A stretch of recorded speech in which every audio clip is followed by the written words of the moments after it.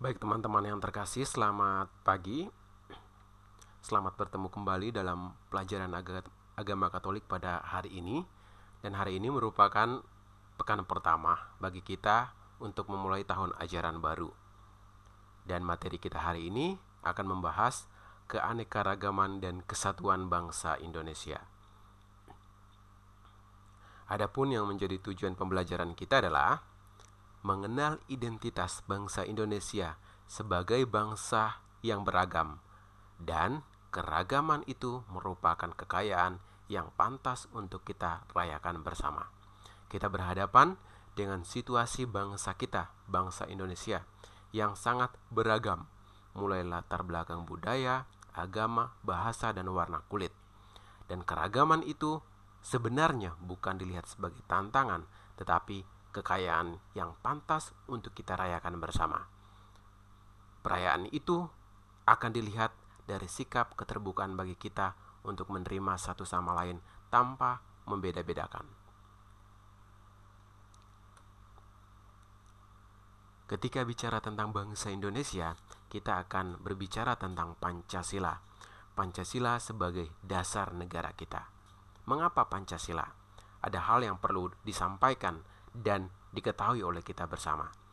Mengingat bangsa Indonesia yang sangat beragam, maka pemimpin negara kita, yaitu mereka yang merumuskan dasar Pancasila pada awal berdirinya negara ini, menjadikan Pancasila sebagai dasar negara. Tujuannya adalah agar Pancasila bisa dijadikan sebagai pengikat persatuan dan pedoman hidup. Berhadapan dengan komposisi susunan bangsa Indonesia yang sangat beragam dari suku, bahasa, dan agama, maka dibuat sebuah dasar negara yang bisa merangkul semua lapisan masyarakat. Dan dasar negara itu adalah Pancasila.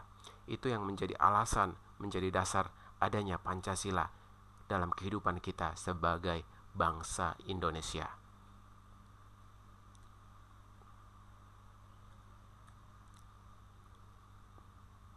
Lalu pertanyaannya, apa hubungannya sebenarnya Pancasila dengan kita sebagai orang Katolik?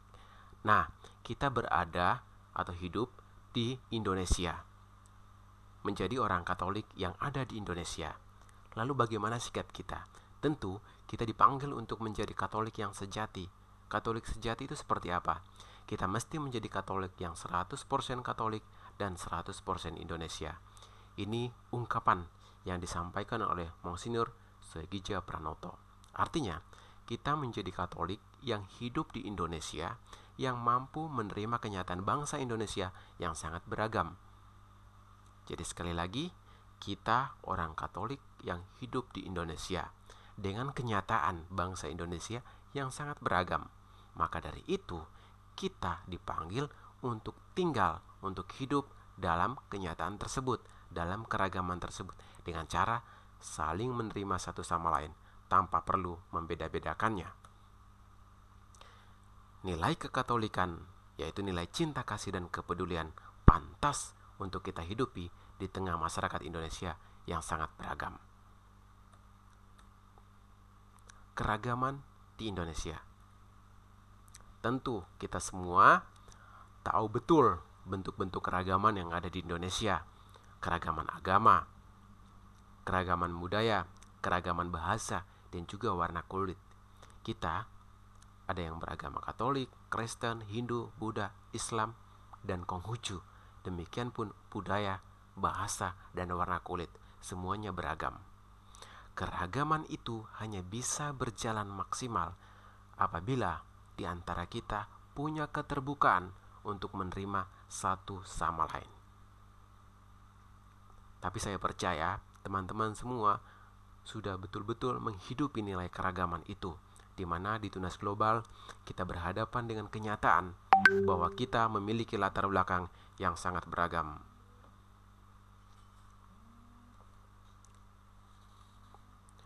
Tantangan keragaman.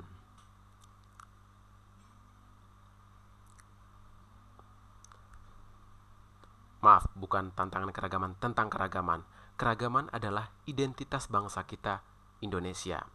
Lalu, tidak ada cara lain bagi kita untuk menjaga keutuhannya. Kita harus tetap berusaha menjaga keutuhannya. Sebagai orang Katolik, kita mempunyai tanggung jawab yang sama dalam menjaga keragaman tersebut.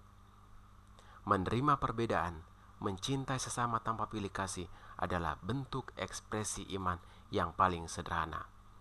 Kalau kita hanya berdoa tetapi tidak bisa menunjukkan kasih dan sikap saling menerima satu sama lain, kita belum menjadi orang beriman. Kita masih orang beragama.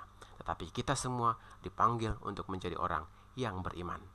Karena menerima perbedaan, mencintai sesama tanpa pilih kasih adalah bentuk ekspresi iman yang paling nyata, yang paling konkret, dan yang paling sederhana. Caranya, di sekolah kita dapat bermain dengan siapa saja tanpa membeda-bedakan, tidak menciptakan keributan di saat teman-teman agama lain beribadah, saling mengingatkan untuk beribadah, memberikan ucapan selamat pada hari raya bagi teman-teman yang merayakannya. Apabila kita bisa menunjukkan sikap itu dalam kehidupan bersama, kita sudah merayakan keragaman itu sendiri dan layak disebut anak Allah.